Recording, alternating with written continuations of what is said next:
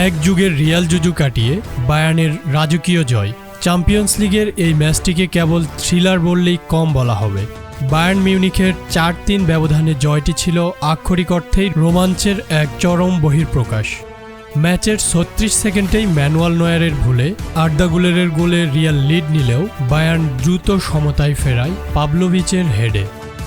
প্রথমার্ধে গুলেরের free kick এবং এমবাপ্পের গোলে রিয়াল ৩-২ ব্যবধানে এগিয়ে বিরতিতে যায়, যা বায়ার্নকে গত এক যুগের ব্যর্থতার কথা মনে করিয়ে দিচ্ছিল। দ্বিতীয়ার্ধে ম্যাচটির ভাগ্য বদলে যায় ৮৭ মিনিটে কামাভিঙ্গা লাল কার্ড পেয়ে মাঠ ছাড়লে।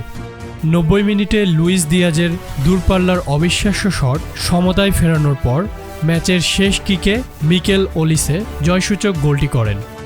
২০১২ সালের পর প্রথমবারের মতো রিয়াল মাদ্রিদকে হারিয়ে বায়ার্ন এখন সেমিফাইনালে পিএসজির মুখোমুখি হবে।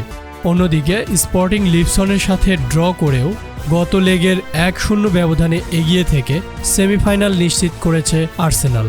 তাদের প্রতিপক্ষ এখন Atletico Madrid. Sports desk, chief TV.